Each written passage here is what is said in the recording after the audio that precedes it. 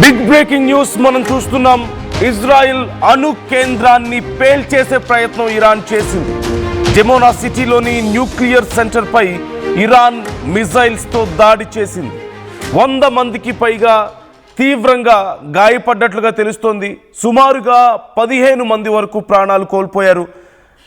ఇరాన్కి సంబంధించినటువంటి Natanz nuclear స్థావరం పైన ఇజ్రాయెల్ దాడి చేసిన నేపథ్యంలో ఇప్పుడు ఇరాన్ తిరిగి ఇజ్రాయెల్ని చావు దెబ్బ కొట్టే ప్రయత్నం చేసింది. దెబ్బకు దెబ్బ తీసింది ఐఆర్జీసీ. తమ ఆర్థిక వనరులపై దెబ్బతీస్తే ఎంతవరకైనా తెగిస్తామంటూ ఇరాన్ మరొకసారి ప్రూవ్ చేసే ప్రయత్నం చేసింది ప్రపంచానికి. ఇజ్రాయెల్ అటాక్ చేసిన వెంటనే ఇరాన్ కూడా తిరిగి అంతకంటే మరింత ఎక్కువగా రియాక్ట్ అయింది. ఇజ్రాయెల్ అంతర్జాతీయ చట్టాలను ఉల్లంఘిస్తోందంటూ ఇరాన్ చెబుతోంది. ఇరాన్ నతాంజ్ అణు కేంద్రంపై ఇజ్రాయెల్ వరుస దాడులకు పాల్పడింది. ఈ నేపథ్యంలో టైం చూసి జెమోనా సిటీపై మిజైల్స్ వర్షం కురిపించింది ఇరాన్. ఈ నేపథ్యంలో భారీగా అక్కడ నష్టం చోటు చేసుకున్నట్లుగా తెలుస్తోంది.